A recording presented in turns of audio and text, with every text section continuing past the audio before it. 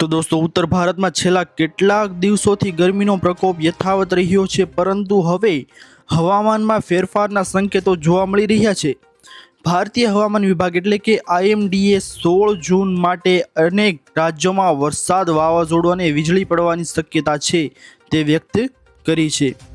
આજરોજ 16 જૂનના રોજ ગરમીનો પારો છે તે થોડો ઓછો રહેશે, પરંતુ ઘણી જગ્યાએ વરસાદ, વાવાઝોડું અને વીજળી પડવાની સંભાવના છે તે IMD દ્વારા જણાવવામાં આવેલી છે। તમને સૌને આ વિશેની માહિતી જણાવીએ તેના પહેલા સૌથી અગત્યના સમાચાર તમને આજની આ વિડીયોમાં જણાવી દઈએ દોસ્તો કે રાજસ્થાનના ચુરીમાં ગઈકાલે બપોરે વાવાઝોડાને કારણે આકાશ આખું રેતી ભરાઈ ગયું હતું। તમે વિડીયોમાં દ્રશ્ય જોઈ શકો છો કે ધૂળના ગોટે ગોટા આકાશમાં જોવા મળ્યા હતા, જેના કારણે વિઝિબિલિટી ઘટીને શૂન્ય નજીક પહોંચી ગઈ હતી અને દિવસમાં પણ અંધારું થઈ ગયું હોય તેવા દ્રશ્યો લાગી રહ્યા હતા।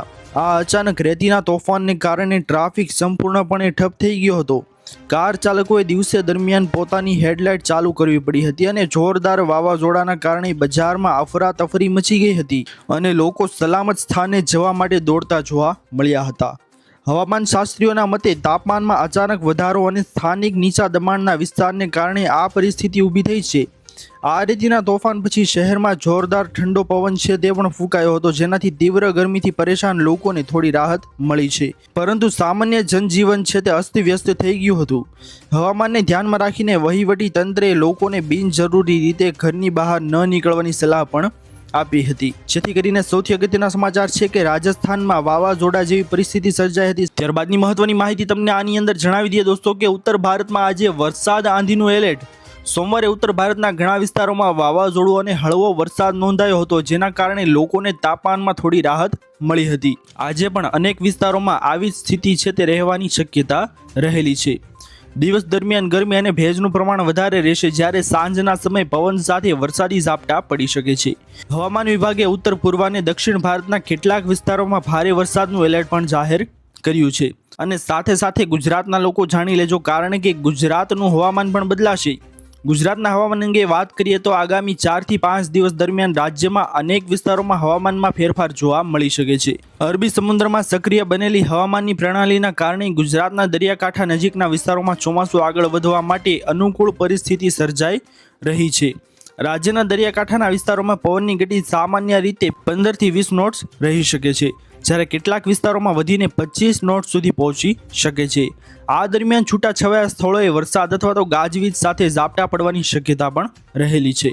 દક્ષિણ ગુજરાત, સૌરાષ્ટ્ર અને કચ્છના વિસ્તારોમાં ભારે પવન સાથે વરસાદી માહોલ સર્જાઈ શકે છે અને એવામાં હવામાન વિભાગે માછીમારોને દરિયો ન ખેડવાની સલાહ પણ આપી છે, કારણ કે ઊંચા મોજા અને ખરાબ હવામાનને કારણે દરિયો તોફાની બની શકે છે। જેથી ગુજરાતના લોકોને ભારે આગાહી છે તેની ચેતવણી આપી છે કે 4 થી 5 દિવસ તમારે રાજ્યમાં હવામાનમાં ફેરફાર જોવા મળી શકે છે અને સાથે સાથે દરિયાકાંઠાના વિસ્તારો છે તેમાં ઊંચા મોજાના કારણે જે માછીમારો છે તેને દરિયો ન ખેડવા જવાની પણ સૂચના આપવામાં આવી છે। જેથી કરીને સૌથી અગત્યના સમાચાર છે કે કેટલાક વિસ્તારોમાં વધીને 25 નોટ સુધી પવન છે તેની ગતિ વધી શકે છે। તો સાથે સાથે તમને સૌને જણાવી કે ઉત્તર ભારતના રાજ્યોમાં આંશિક રાહતની શક્યતા। પંજાબ, હરિયાણા, રાજસ્થાન અને પશ્ચિમ ઉત્તર પ્રદેશમાં આજે આંશિક વાદળછાયું વાતાવરણ રહેવાની શક્યતા છે। કેટલાક વિસ્તારોમાં હળવો વરસાદ અને ગાજવીજ સાથે પવન ફૂંકાઈ શકે છે અને રાજસ્થાનના કેટલાક ભાગોમાં ધૂળભરી આંધીઓ પણ જોવા મળી શકે છે। જેવું કે તમને સૌને વિડીયોમાં જણાવ્યું હતું દોસ્તો, તેવી ધૂળ ભરેલી આંધી છે તે રાજસ્થાનમાં હજુ જોવા મળે તેવી શક્યતા છે। જો કે દિવસ દરમિયાન ગરમી યથાવત રહેશે, પરંતુ સાંજના સમયે હવામાન થોડું સુખદ બની શકે છે।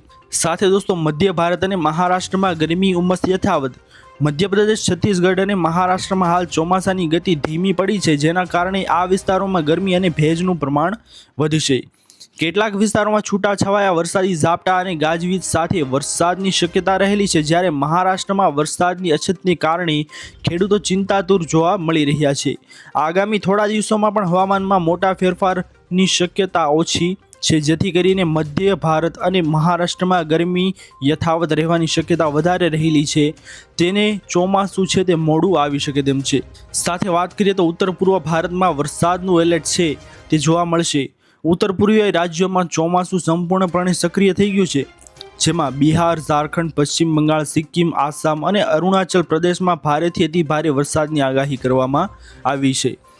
અનેક વિસ્તારોમાં ગાજવીજ સાથે તેજ પવન ફૂંકાઈ શકે છે અને સતત વરસાદને કારણે નીચાણવાળા વિસ્તારોમાં પાણી ભરવાની સ્થિતિ પણ સર્જાઈ શકે છે, જેથી કરીને આ રાજ્યો છે તેમના માટે સૌથી અગત્યના સમાચાર આવી રહ્યા છે કે તેમાં ચોમાસું ઓલરેડી ચાલુ થઈ ગયું છે અને ભારે વરસાદનું એલર્ટ પણ જાહેર કરી દેવામાં આવ્યું છે.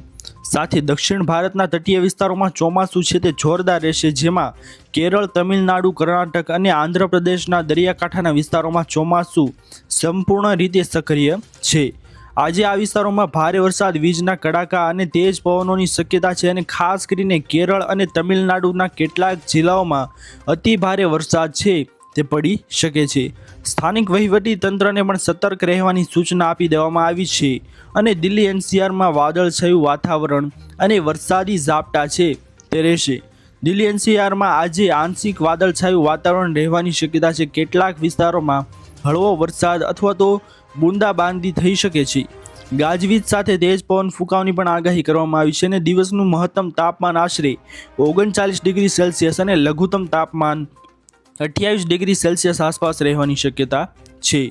દક્ષિણ પશ્ચિમ દિશાના પવનો સક્રિય રહેતા લોકોને ગરમીમાંથી થોડી રાહત મળી શકે છે, જેથી કરીને સૌથી અગત્યના સમાચાર આવી રહ્યા છે દોસ્તો કે લોકોને હવે ગુજરાતની અંદર 4 થી 5 દિવસની આગાહી આપવામાં આવી છે અને સાથે સાથે દોસ્તો ભારે પવન છે તે પણ ગુજરાતની અંદર ફૂંકાઈ શકે છે.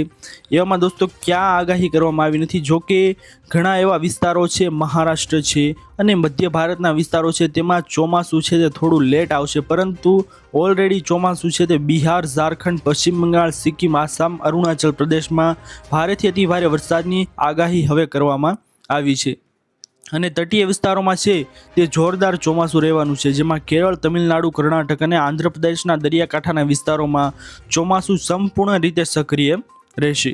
જેથી કરીને સૌથી અગત્યના મહત્વના સમાચાર તમારા લોકો માટે આવી રહ્યા છે દોસ્તો. આશા કરું છું દોસ્તો કે આપ સૌને આજના સમાચાર છે તે પસંદ આવ્યા હશે. જો પસંદ આવ્યા હોય દોસ્તો તો વિડીયોને લાઇક કરવાનું ભૂલતા નહીં. ચેનલ પર નવા આવ્યા હો તો અમારી YouTube ચેનલને સબસ્ક્રાઇબ કરી અને બાજુમાં આપેલા બેલ આઇકનને પણ પ્રેસ કરી દેજો, જેના લીધે આવી જ મહત્વની માહિતી આપ સૌને આ ચેનલના માધ્યમથી મળતી રહે. દોસ્તો મળી આવ્યા પછીના વિડીયોમાં, ત્યાર સુધી જય હિન્દ, વંદે માતરમ.